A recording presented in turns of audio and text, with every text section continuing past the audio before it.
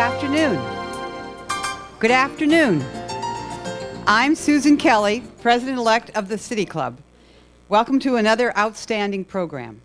Today we focus on the impacts of ever-increasing problems in Oregon, the shortage of medical doctors and nurses. Our guest speaker is Dr. Douglas C. Walta from the Oregon Clinic. For any new members present, we'll have a brief orientation after the meeting in the little fireplace room, and Stephanie will be at the door to show you the way. On Friday, April 5th, join us for a special valedictorian address from Metro Executive Mike Burton. Mike will talk about what has occurred during his tenure, what he sees as Metro's challenges for the future, and share his perspective on the transitions underway. And that's at the MAC here. For those of you who may not be aware, the City Club website offers access to research reports, past club program presentations, upcoming events, and membership information. Check us out at www.pdxcityclub.org. This is the last day of our membership drive. In the past 2 months, we've welcomed over 50 new members to this great organization. Our goal was 100, so you can help nudge us closer to that success if you invite friends and neighbors to consider joining City Club today. And those of you here as guests, please pick up a membership application and consider joining us. Though we would not normally plug another organization's event from this podium, I'm going to make an exception today because this event involves our very own Charlie Davis. Charlie, Kenny Namba, and other distinguished panelists will be speaking at the ACLU's event recognizing the 60th anniversary of the relocation and incarceration of Japanese Americans. The event will also honor Charlie Davis's efforts to ensure that local history of this tragic episode not be forgotten nor revised. Join Charlie and others on Thursday, April 11th at 7 o'clock in the Mayfair room of the Benson Hotel, and please RSVP to the ACLU. Our board host sitting at the head table is Corleen Kraft, member of the Board of Governors and a realtor with Hassan Company. She will ask the first question of our speaker.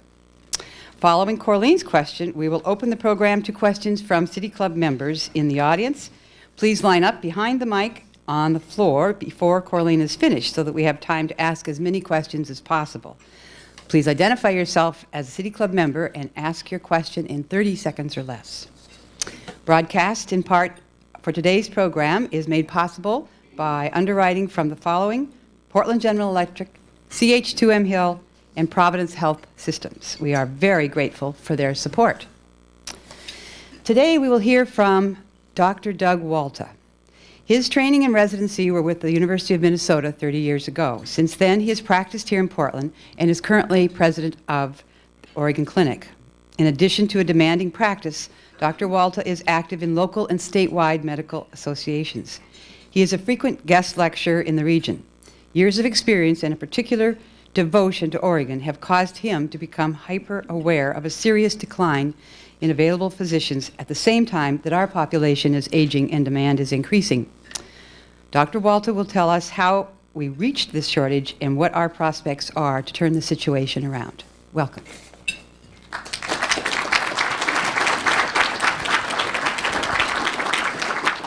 Thank you very much. Can you hear me? Good.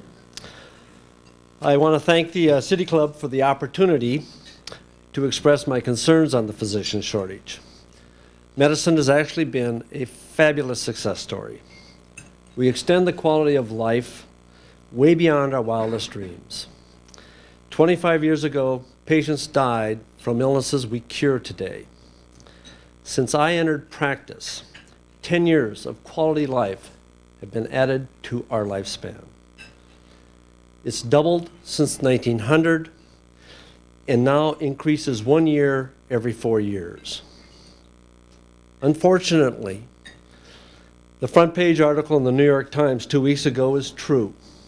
We are experiencing an ever-growing lack of access to primary care and specialty physicians. And Oregon is affected dramatically. The Oregon Clinic, with 75 specialists, receive calls daily from fellow physicians asking us to urge or to see another sick patient. Squeezing that ill patient into an already full schedule, committed to someone equally ill, is compromising everyone's care. Appointment times are now out 3 months. Waiting is not an option, and it's not the way I would want to be cared for myself. We are trying to hire the high-quality physicians needed to replace the ones we've lost or we can't get or we need, and we're failing. Oregon cannot compete nationally because we can't even pay them competitive wages. This is the beginning of a decade of difficulties of finding doctors to care for every one of you. And during this half hour, I will try to give you an understanding of the reasons why. It's basically the law of supply and demand. Our population is increasing, technical capabilities are expanding, and there are fewer physicians to provide the care. Our U.S. medical schools have trained fewer physicians per year for 10 consecutive years. The prediction in 1995, based on managed care projections of a huge excess of physicians, assuming that primary care could rigidly control the referral to the specialists, created a response. And basically, through congressional action, they cut the fellowships and training programs up to 50%. An example in my specialty of gastroenterology is in 1995, we had 455 new fellows trained every year. It was cut to 265 by 1998. It takes 3 years to train, and now there are 265 fellows for over 1,000 positions nationwide. More retire yearly than are trained. Name a specialty, and the same is true. Whether it's cardiology, pulmonology, it goes all the way across the line. There are now multiple experts projecting a severe shortage of physicians for the next 10 years, at least. Not only are there fewer doctors, but younger physicians, male and female, practice a healthier work ethic, including controllable lifestyles, with more reasonable work hours than my generation. For example, in my division in the Oregon Clinic, 2 outstanding young gastroenterologists work part-time, and for good reason. They are mothers of small children, managing the dual responsibilities of being a professional and a parent. Many women work part-time. It is the usual, it's not the exception. They're very valuable, but there's a consequence from it. Does this impact the physician shortage? Clearly. For multiple reasons, valid reasons, they work 20% fewer hours or time than male physicians. Yet 78% of the physicians in the workforce today are men, and they're the ones that are going to retire in the next 10 years, at which point it'll be about even, male to female. But with women working 40% to the other, it's going to affect the shortage radically. Other factors are affecting the shortage. The physician population as a whole is older. There are 700,000 physicians in the United States. 40% are 50 or older. And they're the ones that are going to be retiring or have said they'll retire over the next 5 years just because of the stress of practice of healthcare. Also, they're cutting way back if they don't retire. While physician numbers are decreasing, demands for medical services are increasing radically. And technology drives a lot of it, and it's why we're extending our lifespan. Prime example is coronary artery stents. 10 years ago, we couldn't place coronary artery stents. There are now hundreds of thousands placed yearly. And the reason is they work. The problem is there aren't enough cardiologists to place them. Colonoscopies for colon cancer. Screening works. It does prevent colon cancer. But the numbers of gastroenterologists, as you recall, were cut by 40%. Name a life-saving procedure, and the reductions have been cut. They're out there. We could do them all, but there aren't enough of us. The training is complex, the technology is endless, and there are fewer physicians to perform it. But in truth, the greatest demand on physicians' manpower is our society is aging as well. The elderly use up to 70% of our health care. They fracture their hips. they have the cancers, they get the bypasses, and we replace their body parts. And the longer we live, the more we utilize. We have 40 million people in Medicare today. There are 80 million baby boomers. And when medically eligible and politically powerful, they are going to demand a lot. The problem is we're already facing an access problem. And is that when their population doubles, the problem is just going to increase radically, and it'll start about the next 2 or 3 years. So what's happening, there is a huge competition for physicians, and it's a national competition. Oregon competes with the best for the best and brightest physicians. How well are we doing? The Oregon Clinic, with high standards, is having great difficulties finding a cardiologist, pulmonologist, neurologist, gastroenterologist, urologist, and general surgeons. And while we're recruiting, we are being recruited for jobs elsewhere in the country at wages higher than our established physicians make. And while we're competing, we've been told that nationally, Portland is considered a physician-unfriendly community. Physicians' overhead rose 23.5% in the last 5 years, with support staff going from 3-to-1 to 5-to-1 because of managed care administrative requirements. During this time, the payroll for physicians in Oregon were flat or decreasing over 5 years. During this time, Portland's cost of living is 110%. And when new recruits come in, they hear that, and they look at our quality schools and the other issues, they're not very enthusiastic to come to this community. Our malpractice premiums increased 16% last year and will go up 50 to 57% this year, according to the CNA statement that I received 1 week ago. We've seen bankruptcies. Physician Partners was a 350 physician group, became insolvent. Portland Orthopedics, Med Partners, FICOR, Medford Clinic, all became insolvent. In the state of Washington, they've seen similar bankruptcies and insolvencies of clinics. It's actually a Northwest problem. And as physician groups struggle, it's not for lack of patience. Physician satisfaction surveys in Portland are actually terrifying. When the OMA looked at this and compared to 5 years previously, 60% of the physicians were more dissatisfied. This has had a radical effect on physician recruitment. Southwest Washington Medical Center put up $1 million because they had their statistics say in one group, one area, they need 68 new physicians, and they can't find them. It took 1 year for a large primary care group to find one physician. The complaints of physician access are reported all over this state, but in fact, they're all over the nation. Yet, Oregon is experiencing what I call brain drain or provider outflow, where physicians, because of demands elsewhere in a better environment, are leaving. The state of Washington just reported a 31% increase in physician members leaving the state in the last 5 years.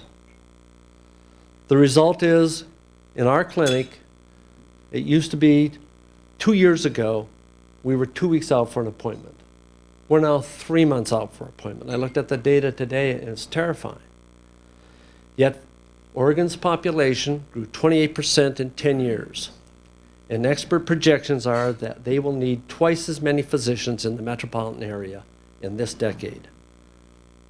Where will these doctors come from? I can tell you the federal government fails to acknowledge this issue, is determined to downsize, and this aggravates the crisis. The disparity between the high Medicare costs and the government's low payments is widening to unsustainable levels. And because of this, Medicare patients are having problems with access much greater than the rest of the population. Commercial insurance paid by employers and employees subsidizes the government's 84 million Medicaid and Medicare recipients. And this inequity is increasing. Medicare's payments to physicians over 10 years has dropped 13%. This year, they were cut 5.4%. In addition, the more efficient the state, the more punished they are. It ends up over the last 10 years, Oregon, nationally recognized for its efficient health care resource utilization, has been punished 10 years in a row. Incredible. The federal government's payments for health plans this year increased just 2%, in spite of the technology and pharmaceutical costs for the health plans. Yet the federal government has administrative costs and hassles to physicians that are totally, dramatically unfriendly. Well, they have an unfunded mandate, for example, that if I see somebody who can't speak English, I have to pay for the interpreter. And the interpreter cost is greater than I'm reimbursed. Well, how many doctors are going to want to have that patient come to their office? Yet it's mandated. There's a HIPAA cost that is projected to cost every physician $4,000 to comply. Medicare hassles and threats of penalties of 10 years in jail for noncompliance regulations have doctors dropping out of Medicare very rapidly. In Denver, 66% of primary care doctors will no longer accept a new Medicare patient. In the state of Washington, 57% of physicians will not accept new Medicare patients or are dropping them. That's true in Portland as well. Large clinics have quit receiving new Medicare patients. Many small physicians' offices are no longer accepting new Medicare patients. As this escalates, with primary care already in short supply and able to fill their panel with commercial paying patients, Medicare patients are not going to get access. I'm asked weekly by patients, find me a doctor. My doctor no longer accepts Medicare. And my problem is, I don't know who to send them to, because it doesn't pay their overhead if they see these populations, so that no one's taking them.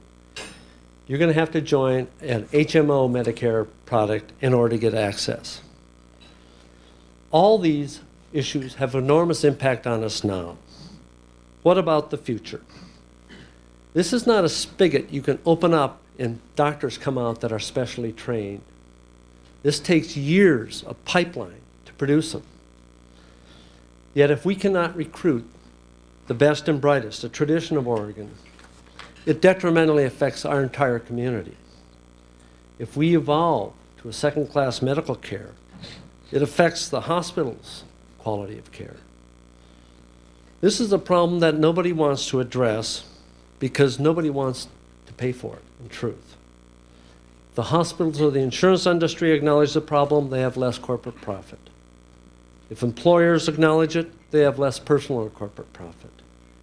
If our state acknowledges it, they allocate resources away from infrastructure needs, schools, police, or they raise taxes.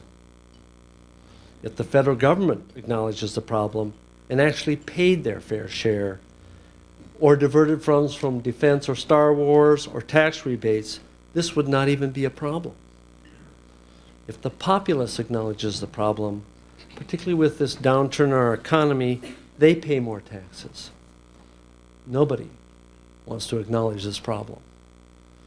Yet when ill, we demand the best with immediate access to the highest quality care, and they want good luck if you can do it. Nothing less will do to them, but you're going to have good connections. I really believe that, to get the access you want.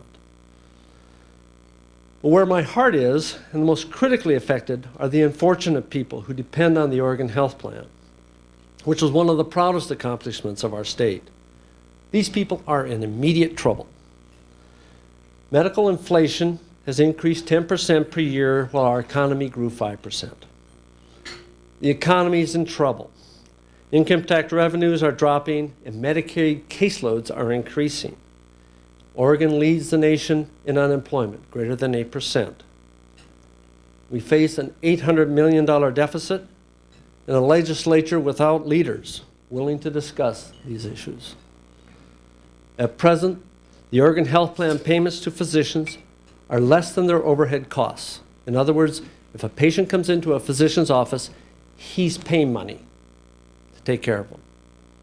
This plan is not sustainable. But the ramifications for the uninsured and the working poor are equally worrisome. The lack of social justice of health care and the uninsured access to care has always been a huge societal concern. In the last 10 years, with the strongest economy and the largest budget surplus ever recorded, the number of uninsured Americans went from 33 to 39 million people. With the economic downturn, 2.2 million people lost insurance.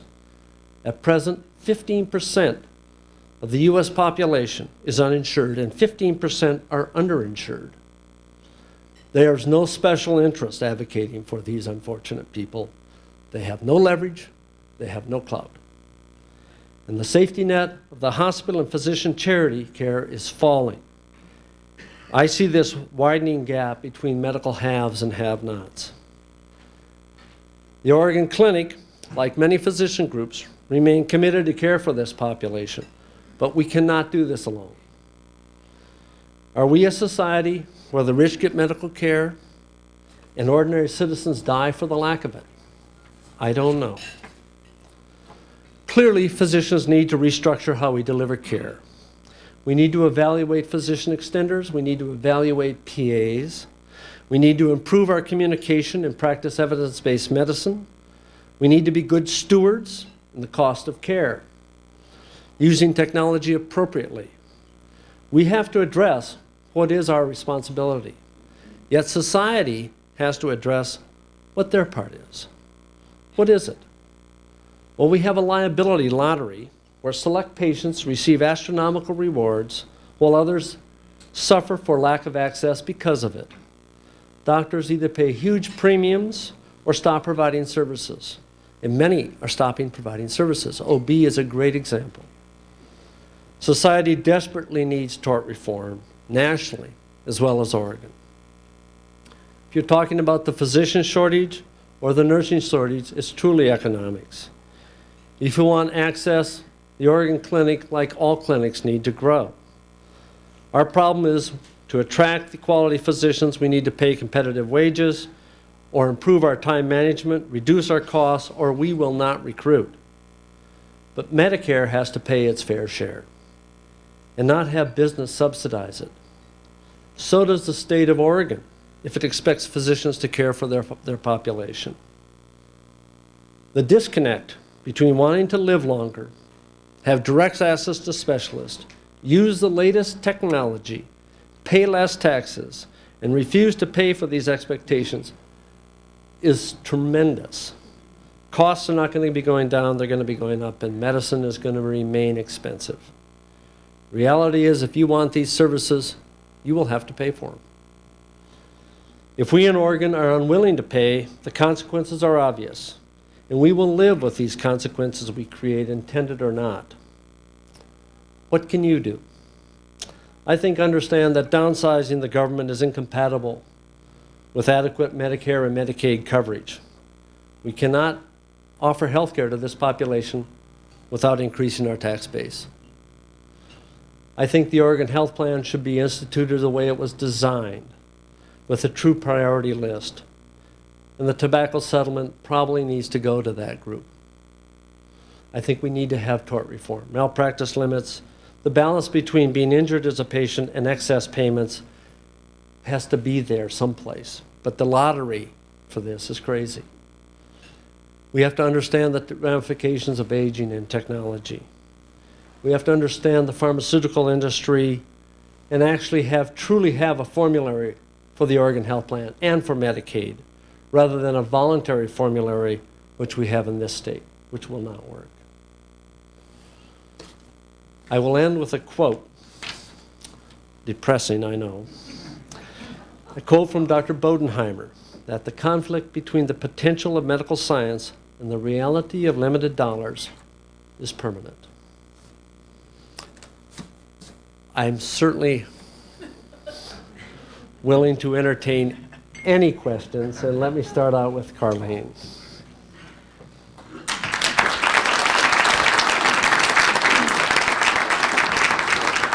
My first question is, do you prescribe antidepressants? Yeah.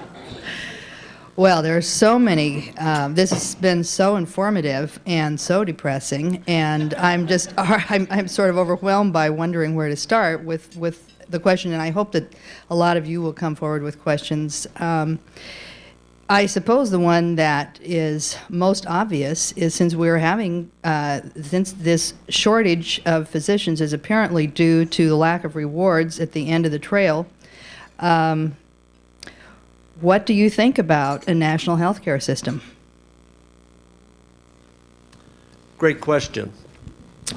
What has our government done so far nationally? What's Medicare done? And what's the federal government done? And what has the state done? Actually, everybody is subsidizing the federal government in the states. They have not demonstrated, in truth, any leadership in this, and they certainly haven't funded it. And you're going to get the cynical component of me if you haven't seen the cynical component already, but who are the driving forces on allocation of resources in Washington? And are our legislative bodies, in fact, bought and paid for by people that are not the common people? I fear that they would do a horrible job if what they've done with Medicare and Medicaid is any example. Tom Deering, a City Club member. I have two questions. One is I'd like to have you amplify on your brief statement that Portland has a reputation for not being physician friendly. And the second is to what extent I have a perception that the economic returns in practicing medicine are not what they were relative to other professions 20 or 30 years ago. To what extent is that perception by potential medical students that they are not going to be able to get into as highly a remunerative field as they previously could? To what extent is that a factor? Okay. Is that a factor in people deciding to go to medical school? But let me address both of them. Portland unfriendly. The reason Portland was considered unfriendly, we were the most managed care state in the country. In managed care, first of all, to take a primary care physician and put him in a managed care environment, managed care is not considered it's been identified as somewhat of an irritable source to people trying to access health care in the first place. But a physician has to build a huge infrastructure to do it. And rarely, unless they're highly organized and large, they couldn't afford it, and they lost dearly. The other component of managed care was they put the physician and kind of pitted him against his patient over money. And that was noted nationally. So we got our reputation, and we deserved it. Number two is the medical students. You know, a medical student now, in order to reach a training, let's say be a gastroenterologist, you go to college for 4 years, and you know what the cost of college is. You go to medical school for 4 years.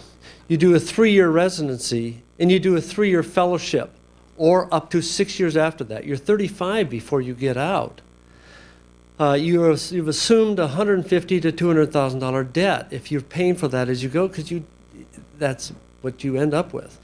You walk out into practice, and your first premium before you can start, if you're an OB, is $40,000 for your malpractice insurance. Say, forget all the rest. And you have to remember, every physician is a small businessman. So that's not very appealing to a lot of people. That's become much less of appeal. And it'll spill further. Yes, Ro. My name is Fred Rosenbaum. I'm a City Club member. I also have two quick questions, Doctor. Number one, the interference of insurance companies in the treatment of patients. You cannot take that test, it costs too much money. Physicians have to write 2-3 letters, PET scan, to say if I don't do that test to diagnose a cancer, the cost is going to be 10 times as much if I go in and cut this thing out. The interference with medication. How come this man is taking this medication? Have the doctor call the insurance company and explain why this is done. Then comes back a memo from the insurance company saying, dear doctor, please reduce this dosage from 2 pills to 1 pill as quickly as possible. Thank you very much. We get into this thing in this very room when we listen to the administrators of various health programs, insurance companies. Number one, he speaks as an administrator, physician. How are we going to handle this? We're going to have nurses take care of most of the work for the physician, and only in situations where they cannot really diagnose or need the actual diagnosis from a physician, the attending nurse, or what do you call him, a physician assistant, will take care of that. One doctor might have 10 of these ladies working for him, and they report back to him. At the time of death,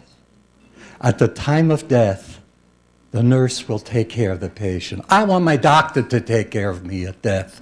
What I suggest, doctor, is that we have a community service program where men and women who want to enter medicine will serve in the community, the rural community, wherever it is, for 2 years in exchange for their tuition to become a medical doctor and pay back. We need that, doctor. Thank you. Let me go backwards through this a second. Let me address the rural issue. The rural community makes up about 20% of the U.S. population. It has 9% of the physicians, and less than 3% of the medical students want to go there. And we have a surplus problem. We got problems in the rural community, big time. Number two, the insurance company issue, and that's a really complex economics, and I cannot pretend to be an expert. I do know that the insurance industry and the people who buy it, basically, and they're just a pass-through. They're a pass-through for business, people who are purchasing it, or the employees, or every one of you in this room, are having to subsidize the federal government, and so they're trying to squeeze as much as they can, and yes, they practice medicine, no, they shouldn't. And they're a company trying to make a buck. But actually they provide, the ethics of insurance companies, you can question a lot of it, but you can question all of our ethics in truth and probably find good justification. Ralph Crawshaw, retired physician, City Club member. Doug, thank you as a psychiatrist for your view of a very grim reality. And I would like you to address a kind of issue within the profession. And that is, reports come to me from medical students and from students considering going to medical school that they're repeatedly told by practicing physicians, get out before you get in, stay away. Isn't this a grave psychological threat to having a vocation-oriented profession? Ralph, a great question. I'm going to take it I'm going to start out with an example. There's been some fascinating studies done, and they looked at that people in their training program. So they've gone through medical school, they've gone through in the middle of their fellowship, and they interviewed them. And they found that 11% of those people in their now specialty training programs, if they could do it over again, would not only not go into their specialty, they would not go into medicine. That statistic 5 years before was about 5%. So there is a problem. And it spills to us who are in the practice, who are frustrated. And you can feel the frustration. It's actually palpable. I think medicine's a fabulous field. I mean, it's a wonderful field, and I love the practice of medicine. But we have been, by the medical school applicants, the number of medical students actually have dropped every year for 10 years. Frustration amongst the senior, it's detrimental. It's detrimental to our profession. Thank you. Hi, Mary Lou Henrich, City Club member and CEO of Care Oregon, one of the Oregon Health Plan. And I want to thank the Oregon Clinic for being stand-up clinic in terms of seeing OHP clients and not abandoning, which some of the other large clinic practices are abandoning at a very rapid rate. So my first is a thank you very much. My question really has to do with kind of your quick sliding over, and I know you had to cover lot of territory fast. But I think it takes a little bit of time to think about kind of the role of, and I take a little umbrage at physician extenders, being a nurse. I didn't go to become a nurse to be a physician extender. But the profession of nursing and medicine, and really looking at roles, and looking at nurse practitioners, looking at PAs, and saying, would there be some validity, and I guess I'm biased to believe there would, to really look at the how we've kind of grown up and fought as professions over the years around territory, turf, who's in charge here, who's in control, and looked at for a lot of the basic preventive and kind of primary care guidance through staying healthy, diagnosing what's something really bad versus when it isn't really bad, whether we couldn't do better if we tried to work together to really get more nurse practitioners who, when you read the studies about rural areas, et cetera, they are more willing to stay there, they're willing to have a lower salary, those kinds of things. And I think what's your thoughts on moving together on that? Right. Great question. I think for us to solve this problem, we have to do it collectively, first of all. The issue of turf is a real issue and has been a real issue. I remember 15 years ago in Portland, we had so many doctors we didn't know what to do with it. Times have changed, and it's ridiculous for us to be even beginning to be territorial. In fact, we need to be collaborative. I think that there's a great role for a nurse practitioner and a PA. I think that it does bond a relationship. I think it's inevitable. It should have happened before, and it will happen. Yeah. Even for the more resistant, older physicians like myself. Thanks. Hi, I'm Susan Pierce, a member. I'm also a recently retired home health hospice and home infusion nurse. And she actually took much of my question, but since the previous nurse talked mostly about nurse practitioners, let's talk about the nurse who's at the bedside with the patient or in the home with the patient. Tell us a little bit about how you see that role. Expand a little on the role of the nurse, the relationship with the physician. Are we still handmaidens, or has our role, is it changing? Is it evolving? Well, I think nursing is in trouble, by the way. If you think the data on physician shortage is bad, you have seen nothing compared to what it is in reference to nursing. We have a crisis coming in Oregon that's massive, and is trying to figure out the role of the nurse in aid, the physician in the care of the patient. And as you know, all of it requires that human dynamic of each individual nurse, physician, is personal. I think that partnership, again, is increasing. I'm worried about our nursing morale, actually. The push that's happening to the nursing in hospitals is actually scary. They are extended so taut that at some point in time it's going to collapse unless we address that. Hi, Jane C., City Club member. I want to sort of tag on to this nice woman's question earlier. I need to say that I'm a very happy member of a healthcare organization, and I can get almost any kind of care I want, and I can get it the same day if I want to, and I can get alternative care. That may be a bad word to some people. I can get it from a nurse practitioner, I can get it from a nurse, I can get it from a physician, and it's Kaiser Permanente, and I love it, and I've been on it for 35 years, and I just get kind of frustrated with everybody bad-mouthing what an HMO is. I can get hospice care too. It's the turf thing again, and it seems to me, and maybe even Fred needs to be a little more flexible about not having to have his doctor, How can we push everybody to work together to create a better system with more not necessarily physician extenders, but just healthcare extenders of all sorts. And I just think that the Kaiser that I've been going to here in Portland for 35 years is a fantastically good role model. I don't know if that's a question or an argument, but thank you. Well, I'll give you both. Actually, Kaiser's having great trouble recruiting physicians. The morale in the Kaiser system is horrific, by the way. I am a Kaiser physician for all patients at Providence Hospital. I'm their specialist. Our cardiologists are their specialists. Our pulmonologists are their specialists. They can't hire. They've lost doctors like crazy. We are in trouble collectively.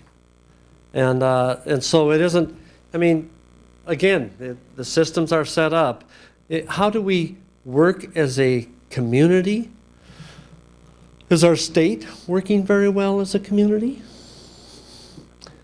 I don't know the answer to that. I think it's called leadership, and I'm not sure I've seen it yet. I'm Dr. Johan Horneman, and I'm on the Health Issues Committee of the City Club. And I've been transferred from being an enthusiastic provider to an enthusiastic utilizer of health services. My gap insurance, because I'm on Medicare, the year before last went up 15.5%. Last year it went up 18%. This year it went up 19.2%. And I don't think this is really a year or two. It's going to be a quarter it's going to go up by a quarter. Now this is, I'm told, due to cost shifting. And you've dealt with the fact that the government underpays hospitals and underpays physicians, and so they pass on their costs to regular insurance companies, escalates the premiums. But there is another factor, and that is that there is a lack of financial transparency. Hospitals do not compete one with the other fiscally. They compete in luxury and in services. I wonder how many of us who've been in hospital actually know how much they bill them for what, and understood their bills if they ever got them. They don't routinely send you out an itemized statement. If you take a car in to get it serviced, you get a statement what it's going to cost. When you get it back, you get another statement what they've done and how much it cost, and you sign it. You don't get that in medicine.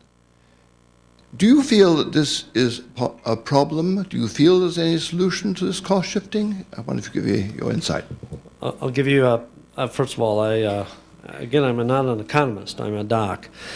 And understanding hospital bills is incredibly complex. And we have actually a hospital shortage in the community. If you haven't noticed, 34% of the time major hospitals are on divert in this city. So you can't even get into them. Or understanding their hospital bill is very real, but I don't know if I can go into great detail because I don't think I understand it. If you look at costs, though, that's an issue for me, and you're going to have, I believe, coming up, the pharmaceutical industry will be giving a talk to the City Club. I do have to get a jibe in if I can, if you don't mind. I've got the podium, so I'm going to run with it for a second. Pharma is the industrial lobby for the pharmaceutical industry, and they're going to be presenting here April 26th. Pharma has 650 lobbyists in Washington, D.C. They have more lobbyists than there are congressmen. Their budget every year is $195 million. The largest lobby by far, number two, is the insurance industry at around $112 to $15 million. They are so powerful. The reason you buy drugs in this country at much higher rates than any place else in the world is because this country pays for all the R&D, for all the pharmaceutical industries for the world. No one else pays it. The lobby of the pharmaceutical industry is terrifying. Their costs have increased 17% per year for 5 years in a row. We have a problem in many areas of medicine. The hospitals are one. You could say physicians are one. The pharmaceutical industry, I love the medications. They are marvelous. But my gosh, it's unrestrained in what they can charge.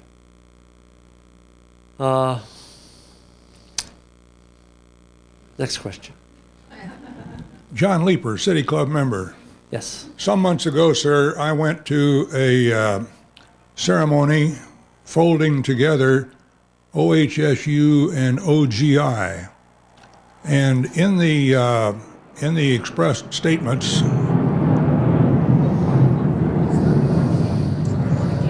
I didn't realize they were that objectionable. I made the government mad. I got the impression from the remarks that were offered at that merging ceremony that that there was going to be in the future a merging of medicine and engineering-oriented studies. Whether or not I understood correctly is another matter. A thought that crossed my mind, and I just posed to you, is if in fact there is going to be a merging of medicine and engineering-oriented studies, isn't that going to add to the overall expense of a medical education? And I'd like your comments. Well, I can't pretend to be an expert on that, and I'm not. I think that if it enhances our technology, it's clearly going to increase our costs. But we want it to increase our technology. But the cost of medical school, and truth, is subsidized totally by the state. Our schools are in trouble, and we can go there in detail. But the people who are paying for medical schools now, the states does subsidize the OHSU to train the students. And even then, the debt is overwhelming. But I cannot give you the economics of that. I don't know the answer. Excuse me. I'm going to slip in with a question from the audience. Is there a difference in the supply of physicians in states that have implemented tort reform and those that have not? My understanding is that there is little difference. I think that's actually correct. California has tort reform. It limits pain and suffering to $250,000. We had tort reform and it was overthrown. And California is in trouble too. So there are, I don't know if it's true, and related or unrelated, because there are so many other factors. California had huge managed care as well, and it's the one that everybody's pointing to. It ends up, for example, in West Virginia, where there is zero tort reform, there are no neurosurgeons.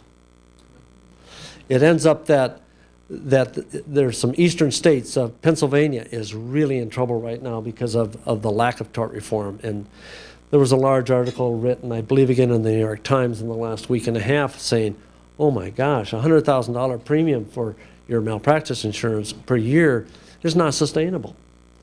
And that's where I call it kind of the lottery a little bit. Tom Dunn, City Club member. I guess this is a preventative medicine thing. I'll state it in a very stark way. My guess is that an awful lot of morbidity is in large part caused by unhealthy lifestyles. It seems to me then that at some point the total public ought to not be subsidizing those lifestyles through Medicare or any other means. And would you see anything like that happening, getting kind of tough on that? Well, let me, you're going to get a little cynical spin. Of course, what do we do? How are we funding things in this state? Well, we're taxing cigarettes and we're taxing alcohol. What about the tobacco settlement? I mean, those are, if we stop those taxes, we'd have to rely upon maybe gambling. And I was told never to say this in public because I did it once. But this guy was a politician, and I'm not, so I can. If you really want to look at it cynically, and you want to control the cost of health care, we should issue more handguns, let people smoke, encourage them to smoke, because what they do is they die at 65 after they paid into Social Security and Medicare, and they never use it. And so the costs are actually cheaper. because we can't treat it. Now, that's a horribly cynical perspective, but if that's the goal, is to control healthcare costs, that's the way to do it. We tax them, and then they die. Not probably a very sensitive way to deal with it. And I have trouble judging people for their habits. If I started sitting in judgment on people for their habits, I could not be a doctor. People are addicted to smoke, and they're addicted to chemicals put in there very cleverly by the tobacco industry, and it works really well. And I'm saddened by their addiction, but I can't judge them. And I don't know if we can as a society either.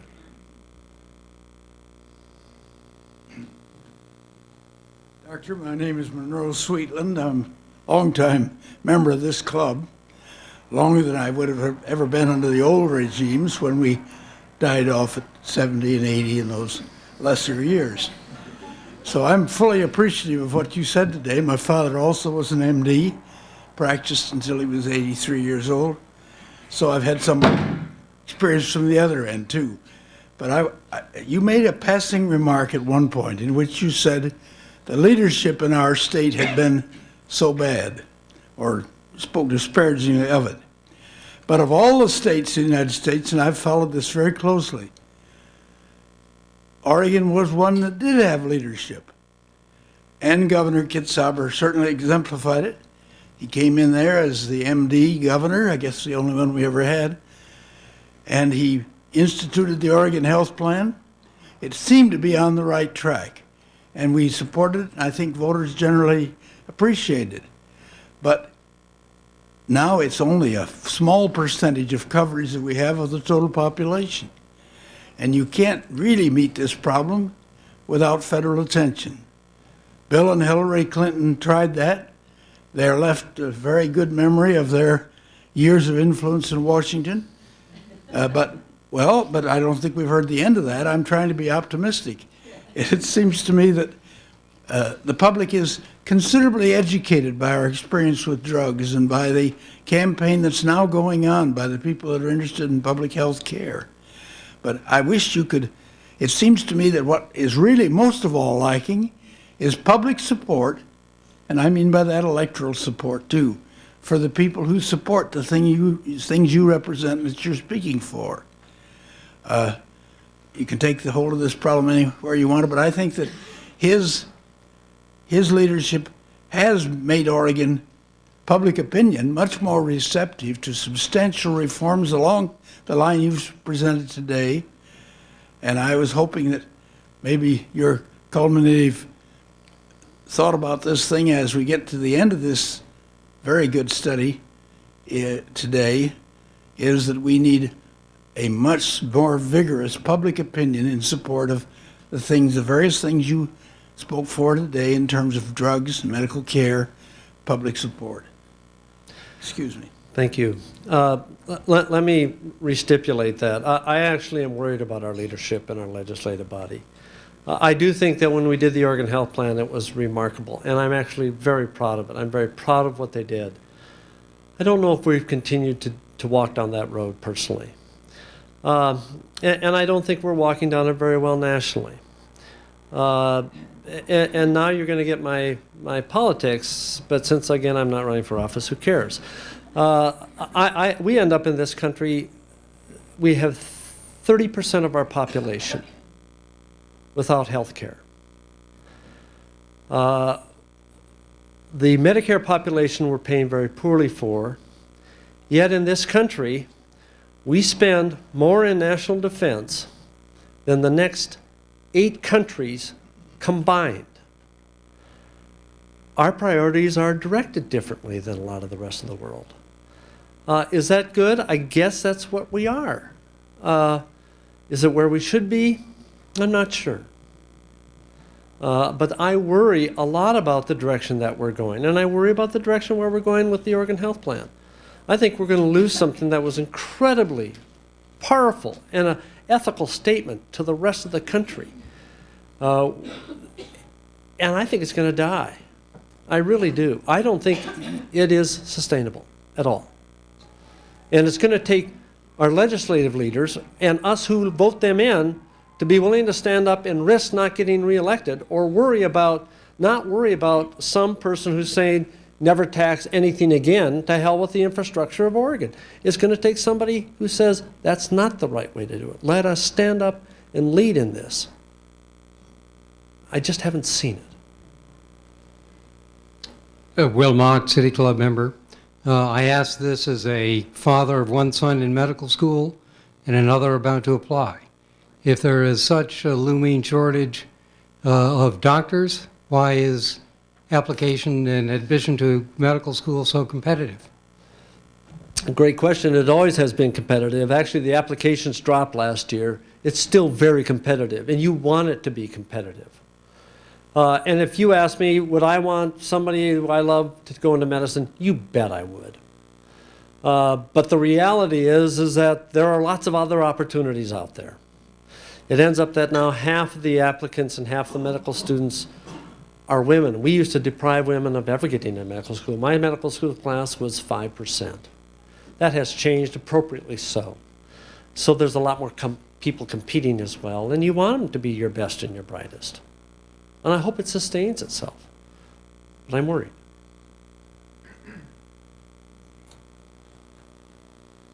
I'm Richard Angel. I'm a City Club member and a physician and a father of a son in medical school. I can tell that you have a lot of latent ability as a politician. And I wanted to ask you a question, since you're really calling a larger question about advocacy for what we think is a principled, well-directed healthcare system in the country. And since the organizational forces that Madison is up against are pretty well consolidated, the insurance companies that run health care, they're very consolidated, very small number of companies. Do you think it'd be a good idea, I won't ask whether you'd like to be a leader in this, in physicians organizing as a union? It's actually they are. They're organizing nationwide. They started out 2 years ago at the AMA to organize as a union, but their organization as a union, in truth, is to, I don't know if it's looking at the greater good of society. I'm not against unions, in truth, and I do think physicians need to organize. But if it's totally based on economics, then I'm not sure what that's doing to us as a profession. We've got one last question that was sent up to the podium. Are there creative solutions? Are there creative solutions to these issues in other states that we might emulate? And that'll be all we'll have time for. No.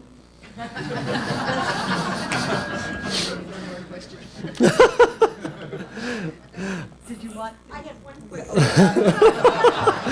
About the formulary issue, back to that, and I totally echo what you say, and I think that one of the things that I think that we need to do, and maybe the City Club can help do, is to really educate people about what the issues are. I wonder how many people in this room know that in the mid-1980s, PhRMA in Oregon got passed a law that denies the state Medicaid agency from having a formulary. Now, back in the 80s, I don't even think we were talking the word formulary. I mean, it was like something we read about and heard about, but it wasn't really in practice. And they got in the state and got the legislature to vote that we could not restrict and use state and federal dollars in a way that many other, in fact, most other states are able to, by actually prescribing a formulary. And the only way, so as the number of people who are on the Oregon Health Plan who can't get into a managed care plan because there's not enough physician, nurse practitioner availability for primary care. So we've got them out with an open card, they're called, a fee-for-service card, trying to get in somewhere to an emergency room. Those people, that number's growing, they are not on a formulary. Let me run with that, because it is a bone. And last year, the formulary issue came up again for the Medicaid population, which is the Oregon Health Plan population. PhRMA brought in $3 million in lobbying a year and a half ago. what happens is all of you are members of health plans. So let's Blue Cross, Providence Health Plan, whatever, Kaiser. They have a formula, which means that they've negotiated a rate with the different drug companies on how much they'll pay for a drug. There is no formulary for Medicare, and there's no formula for Medicaid. And the reason is pharma. Very powerful lobby. That is, I best end. Thank you.